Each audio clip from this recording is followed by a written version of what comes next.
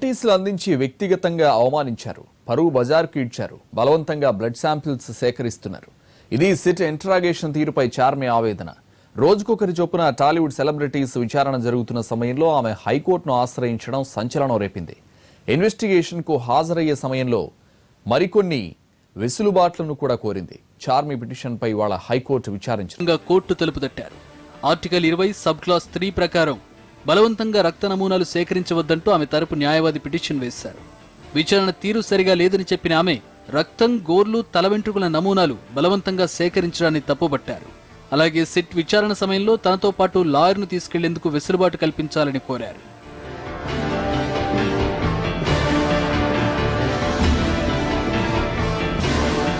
తనకు డ్రగ్స్ వాడే అలవాటు లేకపోయినా నోటీసులు పంపడం ఎంతవరకు సమంజసమని పిటిషన్లో ప్రశ్నించారు చార్మి.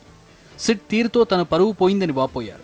మరోవైపు మహిళ కావడంతో ఆమె ఎక్కడ కోరుకుంటే అక్కడే విచారణ జరుపుతామని అధికారులు స్పష్టం చేయగా తాను సిట్ కార్యాలయానికే వస్తానని చెప్పారు చార్మి. అయితే డ్రగ్స్ వ్యవహారంలో ఇప్పటి వరకు విచారణ ఎదుర్కొన్న వారిని ఎవరినీ భయపెట్టి రక్త నమూనాలు, గోర్లు, వెంట్రుకలు సేకరించలేదని, వారి ఇష్ట ప్రకారమే తీసుకోవడం జరిగిందని స్పష్టం చేశారు Telangana excise principal secretary Chandravadan. తాము ఏ వర్గాన్ని టార్గెట్ చేయలేదని, చట్ట ప్రకారం విచారించే అధికారం సిట్కు ఉందని చెప్పారు. అవగాహన రహితంగా కొన్ని డిపార్ట్మెంట్ని అక్యూజ్ చేస్తే మంచిది కాదు. ఎందుకంటే ఈ ఇన్వెస్టిగేషన్ చాలా సీరియస్ ఇన్వెస్టిగేషన్ కాబట్టి సీరియస్గానే చేస్తున్నాం, పూర్తి నిబద్ధతతో చేస్తున్నాం, చట్టానికి లోబడి చేస్తున్నాం.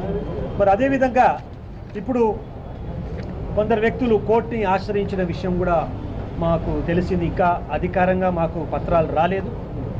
రాకపోయినా కూడా అందులో అంశాలను మేము పరిగణలో తీసుకున్నాము. ఖచ్చితంగా దాన్ని చట్టానికి ఇప్పటి వరకు చేసే ఇన్వెస్టిగేషన్ అనండి, రక్త నమూనాలు తీసుకోవటం, అవి చట్టానికి లోబడి చేస్తాము. దౌర్జన్యంగా ఎలాంటిది కూడా చేయటం జరగదు. సుప్రీంకోర్టు మార్గదర్శకాలకు లోబడే తమ విచారణ జరుగుతుందని చెప్పారు ఎన్ఫోర్స్మెంట్ డైరెక్టర్ అకున్ సబర్వాల్. అధికారుల విచారణ తీరు సరిగా లేదంటూ వస్తున్న ఆరోపణల్లో వాస్తవం లేదని, హైకోర్టులో తాము కూడా సాక్ష్యాలు చూపిస్తామని చెప్పారు. చార్మి పిటిషన్ను విచారణకు స్వీకరించిన court excise principal secretary Chandravadan, enforcement director Akun Sabharwal కు నోటీసులు జారీ చేసింది. ఆమె పిటిషన్పై ఇవాళ విచారణ జరగనుంది.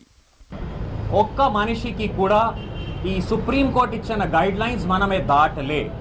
నేను మళ్ళీ చెప్తున్నాము, we are absolutely following the law to the last point. We are absolutely within the parameters of law.